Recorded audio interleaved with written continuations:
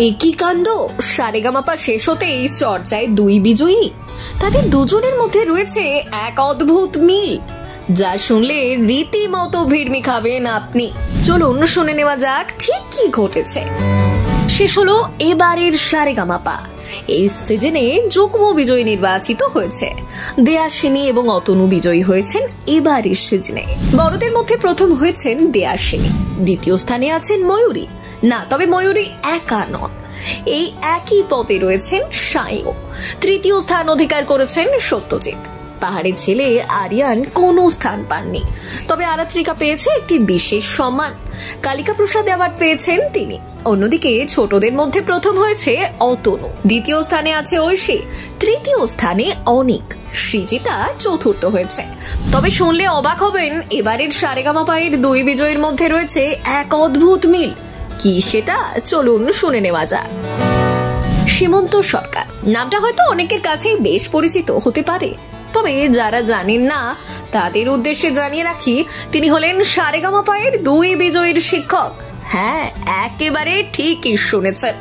আসলে সম্প্রতি এই ব্যক্তি দেয়াশিনী এবং অতনুর সঙ্গে তার দুটো ছবি পোস্ট করেন, জানান এবারের সারেগামাপায়ের দুই বিজয়ী আসলে তার ছাত্রছাত্রী। এতদিন যে দুজনের গানে গোটা বাংলা মেতেছিল, তাদের মধ্যে যে এমন নিবিড় যোগ আছে সেটা কারোরই জানা ছিল না। সম্প্রতি সীমন্ত সরকার তার দুই ছাত্রছাত্রীর গর্বে গর্বিত হয়ে লেখেন, আনন্দের গর্বের মুহূর্ত। আমার দুই ছাত্রছাত্রী দেয়াশিনী রায় এবং অতনু মিশ্র এবার জি বাংলা সারেগামাপাতে বিজয়ী হয়েছে। দেয়াশিনী প্রায় 10 বছরের মতো শিখছে, আর অতনু 5 বছরের মতো হবে। তাদের সঙ্গে সঙ্গে আপনারা আমাকেও আশীর্বাদ করুন, যেন আমিও আমার কাজের প্রতি সৎ থেকে এই মহাযজ্ঞ চালিয়ে যেতে পারি। তিনি এই দিন দেয়াশিনীর বিষয়ে লিখতে গিয়ে বললেন তার অধ্যাবসায়ের কথা। লেখেন, দেয়াশিনীর হয়ে এটুকু বলতে পারি যে কোনো কিছুই সহজে আসেনি, ও ঘষেছে প্রচুর, যাকে বলে পরিশ্রম, একদম নিষ্ঠার সঙ্গে। এরকম ছাত্রী সব গুরুই পেতে চাইবেন। যতদিন দেয়াশিনী আমার কাছে শিখছে, আমি আজ পর্যন্ত একদিনও দেখিনি যে হোমওয়ার্ক ঠিক করে করে আসেনি। সে শরীর খারাপ হোক বা পরীক্ষা, দিনে কম করে 4 ঘন্টা রেওয়াজ করত, কোনো কোনো সময়ে তার থেকেও বেশি।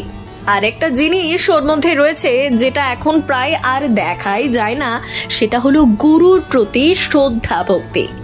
ওর জোজো দাদা বলেছে, মানে সেটা ওর কাছে বেদ বাক্য।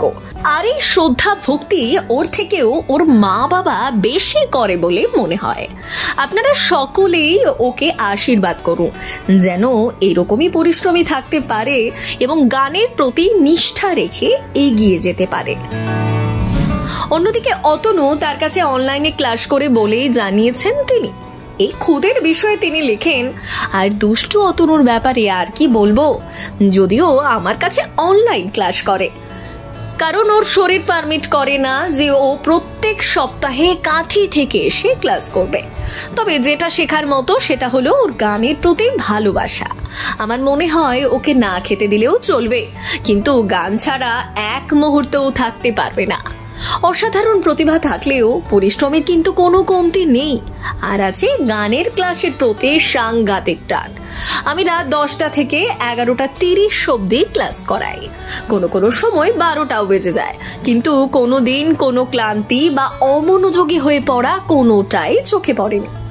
যদিও ও এখনো প্রায় কিছুই শেখেনি। আপনারা আশীর্বাদ করুন যাতে মাথা নিচু করে এখন শুধু শিখে যেতে পারে।